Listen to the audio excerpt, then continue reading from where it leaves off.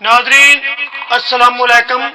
मैं पंजाबी शायर मोहम्मद जमील चिश्ती हजरत अलामा सैम चिश्ती अलैहि रहमत दा शागिर्द पाकिस्तान पंजाब फैसलाबाद तो अर्ज कर रहा। मैं परसों भी एक वीडियो रिकॉर्ड बयान करके नैट के उत्ते सुटिया सी। वो ये सी मैं इंडिया के जिन्ने फनकार आ अच्छे फनकार ने सारे बहुत अच्छे, मैं सारे की कदर करना।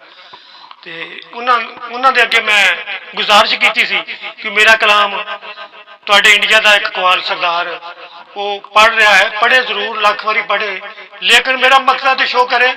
है जी, यह किताब आ परसों भी मैं दिखाई सी। ये मेरे कलाम ने चंगियां दे संग रल के माड़े तर जाते 2012 छपिया है। चंगियां दे संग रल के माड़े तर जाते, कर्म करे जे मुर्शिद पल्ले भर जाते।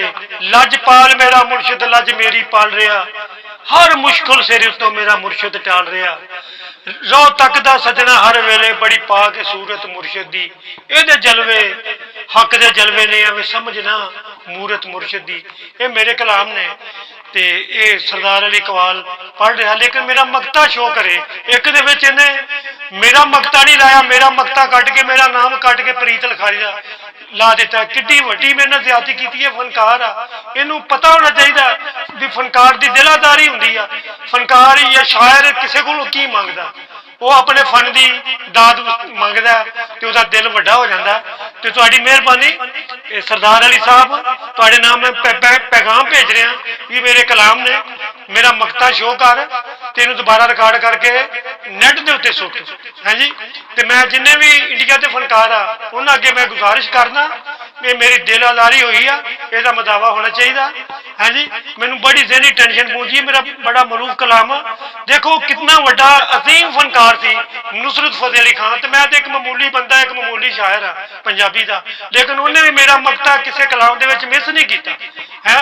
ये एडा छोटा बंदा हो गया मेरा कलाम मेरा मकता मिस कर रहा। इन्ना अच्छा कलाम है, इनू पूरी दाद नहीं मिल रही, इन पूरी इमदाद नहीं महफलों के मिल रही मेरे कलाम के नाल। मेरा इन्ना हक भी नहीं कि मेरा मकता ना पेश करे।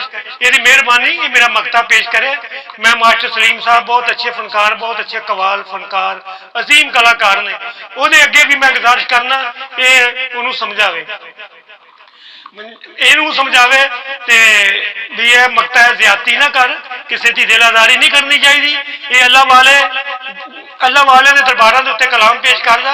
जे अल्लाह वाले अमदाद करते हैं तो वह फरियाद भी किसी जिन्हें ज्यादती होंगी मजलूम की फरियाद भी सुनते हैं। वो जो काम सीधे करते हैं तो पुठिया भी कर देंगे काम। ये मेरी मेहरबानी मैं अल्लाह वाले का जिक्र कर रहा, ये अल्लाह वाले अगे भी मैं गुजारिश कर रहा भी अल्लाह वाले इनू समझाउण, अल्लाह वाले जो भी है ना मेरे हक दे इनू समझाउण कि भाई ये ज्यादती ना कर। ये फैसलाबाद पाकिस्तान पंजाब का बंदा है, जमील चिश्ती शायर हजरत अलामा सैम चिश्ती साहब रहमतुल्लाह अलैह दा शागिर्द, एक मरूफ नाम आ दुनिया नाद दे मेरे उस्ताद ग्रामी का। है जी, नुसरत फतेह अली खान ने हक अली मौला कलाम उन्होंने पढ़ के ते बड़ी शुहरत पाई है।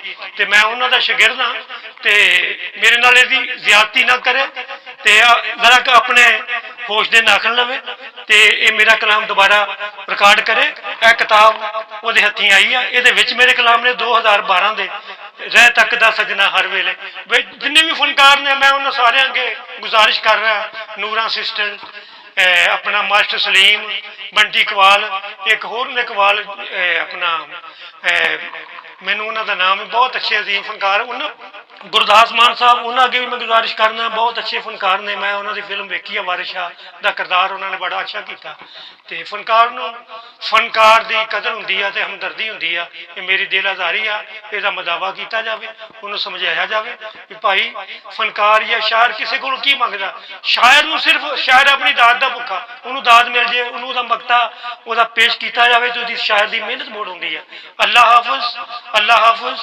ये मेरी वीडियो जी ज्यादा से ज्यादा जो भी इंडिया का फनकार सुने उस वास्ते वो अगे अपील है भी इनू ज्यादा तो ज्यादा शेयर करे।